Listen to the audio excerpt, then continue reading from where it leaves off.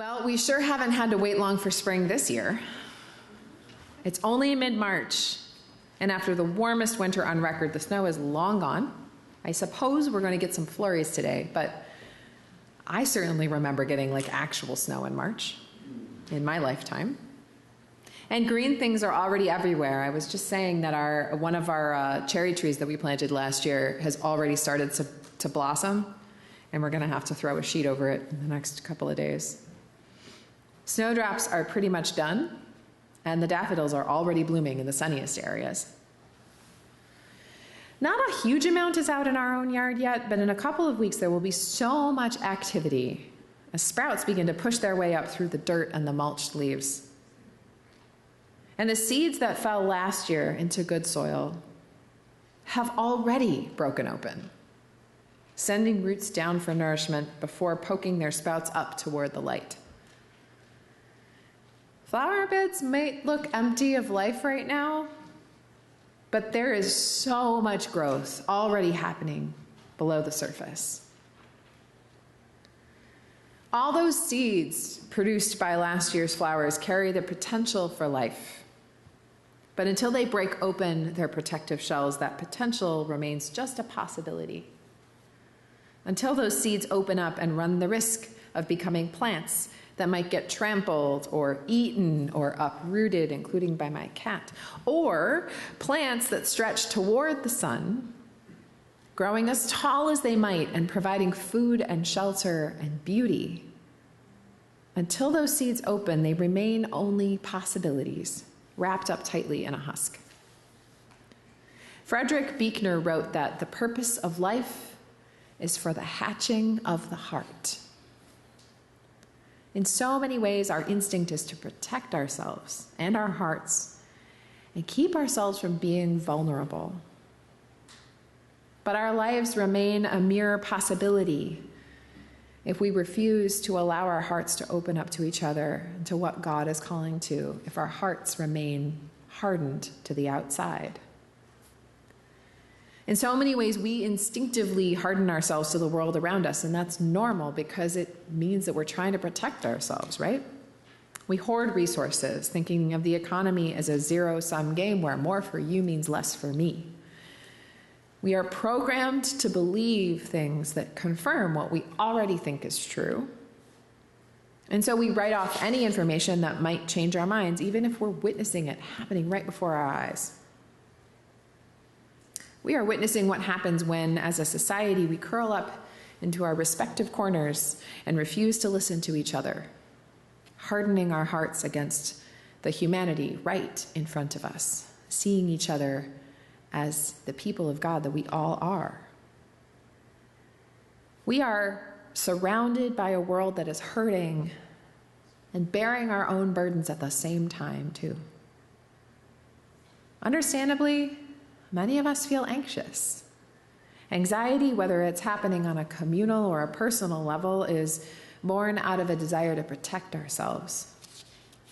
But a behavior that is protective can turn into a behavior that's destructive if we don't let it go once it's no longer useful. It can become a hard husk that keeps us from opening up to the world and being who we are called to be. Julian of Norwich identified two types of sin from which all other sins spring: impatience and despair. Julian was a hermit. She was, there was this like cave thing attached to the side of the church in Norwich, and this was in about the year 1400 maybe? I can't remember, 1300? And she volunteered to be sealed up into this cave. There was a window where she could talk to people, but she could never leave after that. And she was a mystic, and she wrote this thing called Showings, which is really beautiful. And those are the visions that she saw at times when she was sick. But she had a lot of insights during that time. So two types of sin: impatience and despair. Impatience demands that we rush through or ignore the steps that are necessary for real and lasting change. A seed will grow, given the right conditions,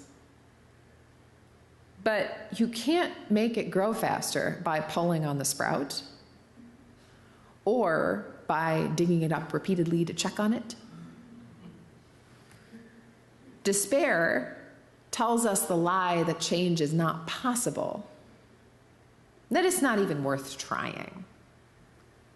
A seed will grow if given the right conditions, but despair tells us that that seed isn't going to grow no matter what. So if we deny the right conditions to the seed, then that will keep it trapped in its husk, merely waiting, just like if I left all of those seeds in that envelope and then said, well, I don't understand why they're not plants. Julian wrote that God's response to the sins of impatience and despair is love. Love, not some sentimental feeling, but love born out of the strength of the knowledge that we are beloved by God and empowered to show that love to the whole world.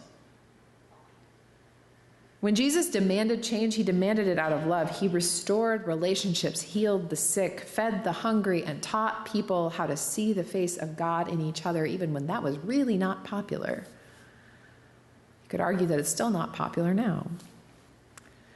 Even as he was turning over the tables and chasing the money changers out of the temple, he was doing that out of love. Even as he approached the cross, he did it out of love. My soul is troubled, he said, but he knew that his only path was forward. He could have remained in the safety of Nazareth, an unassuming carpenter living out his days in relative peace and quiet. But he knew he was called to change the world. When Jesus was baptized by John, he heard the words of God spoken to him, "You are my son in whom I am well pleased." He knew he was marked for something special and that he could not remain in safety or comfort or anonymity any longer. He knew that in breaking out of that husk of his old life, his calling would require him to be vulnerable. He knew that in reaching forward, he would have to accept danger and risk and ultimately death. But in accepting that vulnerability, not only did Jesus himself grow, but he changed the world. His life bore fruit, seeds of faith sown all over the world, and a shift from thinking of people as expendable to thinking of each person as individually precious in the sight of their Creator. Until a seed breaks open, until it is released, until it becomes vulnerable, it cannot grow. In order to live and grow, we too must allow our hard shells to break open so that the soft, vulnerable parts of ourselves can reach out. Even good change can be daunting and terrifying, but we are following in the steps of Jesus, led by him and by his example. Now, the idea of life without suffering is appealing. But the experience of suffering allows us to grow in compassion. God doesn't make bad things happen to us, but the power and promise of the resurrection is that God can and does make good come out of bad. And if in Jesus' metaphor, the suffering is the breaking open of the husk of the seed, it is the thing that allows us to reach forward in love. God calls us to leave the things that would bind us, even when they feel safe. God calls us out of the ways we turn inward in the midst of suffering, and God calls us forward in love to work for the change that the world needs so desperately. Jeremiah, in today's reading, told us that God's law is written not on tablets of stone, but on our hearts. And that law is love. And the purpose of our lives is for the hatching of our hearts, so that God's love can be made known through us. Amen.